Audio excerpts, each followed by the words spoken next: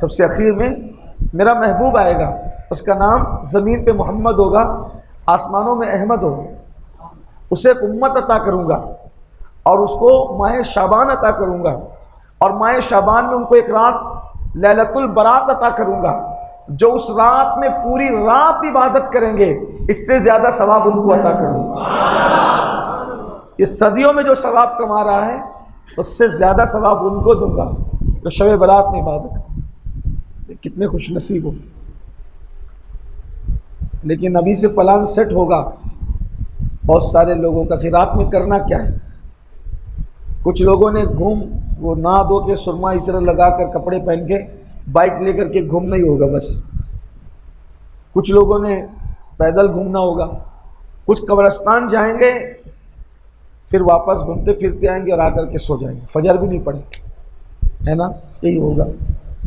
कुछ का हाल होगा कि वो कोई टिकिया खा रहा होगा, कोई कबाब खा रहा होगा, कोई कलेजी, कोई खीरी खा रहा होगा। ये सब हो रहा है, हंसने की बात नहीं है। अब थोड़ी देर गौर कीजिए कि एक ऐसी रात अल्लाह हमें दे रहा है कि अगर उसमें आप पूरी रात इबादत कर लें तो वो पत्थर में रह करके 100 सदियों के अंदर, कई 100 साल में उसने जो इबादत की है, अल्लाह उसकी इबादत के सवाब से बढ़कर हमें इबादत का सवाब दे। तो आप बताएं क्या क्या ये रात ज़ाय करने की रात? इबादत का मतलब सिर्फ ये नहीं है कि आप नमाज ही पढ़ें, नमाज पढ़िए, तिलावत कीजिए, दुरूद शरीफ पढ़िए, नहीं कुछ आता, हमें नहीं कुछ आता, सबसे बड़ी चीज़ आपको आती है कलमा तैयबा, अफजलु ज़िक्र। अल्लाह के अस्कार में से सबसे बड़ा कोई जिक्र है तो वह ला इलाहा इल्लल्लाहु मुहम्मदुर रसूलुल्लाह सल्लल्लाहु अलैहि वसल्लम। इसको पढ़िए, इसको पढ़िए। जब कोई बंदा कलेमा पढ़ता है, कलेमा, तो जब वो पढ़ता है ना, ला, इस तरह खींचता है वो ला, ये लाम अलीफ के अलीफ को जब वो खींचता है ला, सिर्फ ये अलीफ खींचने पर, सिर्फ अलीफ खींचने पर अल्लाह उसको 4000 नेकियां अता फरमाता। खींच के पढ़ने पर बस, जो अलीफ खींचे उसको इतना सवाब है, पूरा कलमा पढ़ने वाले को क्या सवाब। बड़ी नेमतें उसकी, उसके करम में कोई कमी नहीं, हमारी तलब में कमी है, उसके अता में कोई कमी नहीं। नहीं कुछ आता, कलेमा पढ़ो, अस्तगफिरुल्लाह अस्तगफिरुल्लाह पढ़ो, सुभान अल्लाह अल्हम्दुलिल्लाह पढ़ते रहिए। दुआ करो, खूब दुआ मांगो। जैसे सूरज गुरूब होता है 14 तारीख का, शाबान की 14 का सूरज गुरूब होता है, तो अल्लाह पहले आसमान पे तजल्ली करता है जैसा कि उसकी शान। तजल्ली करने का मतलब अब लोग नहीं समझते, तो हमारे आम फहम जो समझाने वाले वैसा कहते हैं कि अल्लाह अपनी शान के मुताबिक पहले आसमान पे आता है। हालांकि वो आने जाने से, चलने फिरने से पाक है। वो इन लोग समझाने के लिए इसी बात करते हैं कि उसकी तजल्ली होती है, उसके नूर की तजल्ली होती है। और पहले आसमान पे नुज़ूल जलाल फरमाता है, तजल्ली फरमाता है, और फिर वो कहता है मेरे बंदो तुमको जो मांगना है मुझसे मांगो, मैं तुम्हें अता करूँगा। गुरूब आफ्ताब से लेकर फजर तक वो यही कहता रहता है कि मुझसे मांगो, क्या मांगते हो मैं तुम्हें दूंगा। अब जब वो खुद कह रहे हैं कि मुझसे मांगो क्या मांगते हैं मैं तुम्हें दूंगा, और हम लोग घूम रहे होते हैं, खा पी रहे होते हैं, सो गए होते हैं, कितनी जफाकारी है कि सखी कह रहा है, जव्वाद कह रहा है, ऐ भिखारियों आज हमने अपने ख़जाने के मुंह खोल दिए, क्या मांगना है मांगो। बल्कि कहता है रोज़ी मांगना है मांगो मैं तुम्हें दूंगा, औलाद मांगना है मांगो मैं तुम्हें दूंगा, सेहत मांगना है मांगो मैं तुम्हें दूंगा, जो तुम मांगोगे मैं तुम्हें दूंगा। और फिर कहता है इन्नल्लाह ला युखलिफुल मियाद, कि बेशक अल्लाह का वादा कभी झूठा नहीं होता, वो सच्चा वादा है, उसका वादा सच्चा है। तो जब मांगने का वक्त है तो हम गायब हो जाते हैं, औरों से मांगेंगे। कारपोरेटर अगर कहे ना कि मुझे वोट दो मैं ये काम कर दूंगा, तो उस पर यकीन कर लेते हैं कि ये कर देगा। झूठों पे, मक्कारों पे, अपने जैसे इंसानों पे यकीन करते हो, और उस सच्चे खुदा पर कब यकीन करोगे। और फिर मांगते भी है तो मांगने का तरीका ही नहीं पता है, इधर देखा उधर देखा, अल्लाह ये दे अल्लाह वो दे। आप मुझे बताओ इस तरह से बेतवज्जोही से अगर बच्चा अपनी माँ से मांगे तो माँ भी नहीं देती, माँ भी लाइट लेती है, हल्के में लेती है।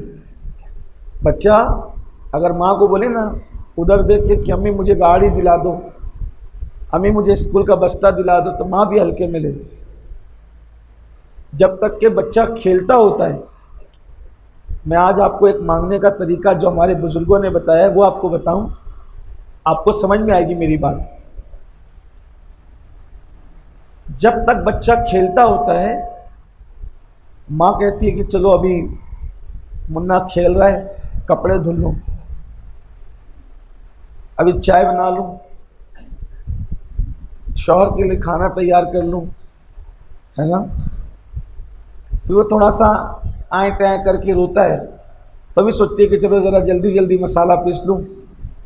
लेकिन जब वो एकदम जान तोड़ के रोना शुरू करता है, तो जो अभी बच्चे को बेतवज्जोही के साथ छोड़ करके झूले में डाल के बिस्तर पे डाल के कपड़े धो रही थी, बर्तन धुल रही थी, खाना पका रही थी, लेकिन जब बिल्कुल जान तोड़ करके रोता है बच्चा, पूरा घर गूंज जाता है रोने से, तो तवे की रोटी जलती हुई छोड़ के भागते आती है और उठा के सीने से लगाती है, दूध पिलाती है। बोलो ये 24 घंटे का आपको रोज़ाना तजुर्बा होता है कि नहीं होता है?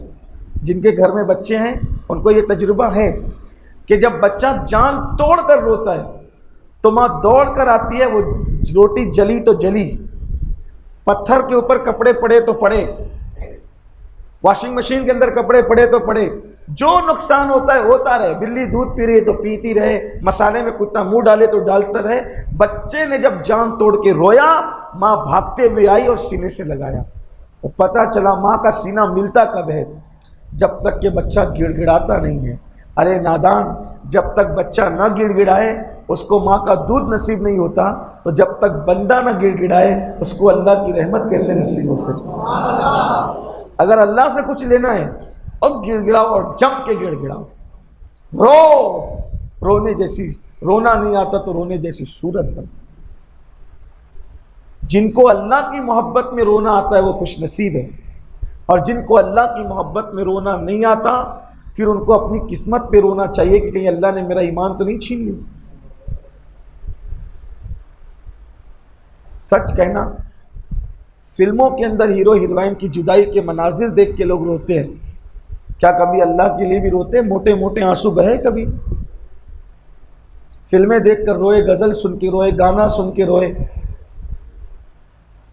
कोई इमोशनल कहानी सुन के रोए, सब बहुत रोया। दोस्तों से बिछड़ने पे रोए, नाना की मैयत पे रोए, दादा की मैयत पे रोए, कभी अल्लाह के लिए भी रोया? हदीस पाक में आता है कि जो अल्लाह के लिए मक्खी के सर के बराबर भी किसी की आंख से आंसू निकलता है, अल्लाह उसके चेहरे पे जहन्नम की आग को हराम फरमा देता। और टाइम पूरा हो रहा है तो मैं आपसे बस इतना ही आज कहना चाहूँगा कि आज की रात मांगने की रात, खूब मांगो और अल्लाह से यकीन से मांगो, गिड़गिड़ाओ, आपका जो मसला हो वो अल्लाह की बारगाह में रखो। कोई मसला ऐसा नहीं है जो मेरा अल्लाह हल नहीं कर सकता।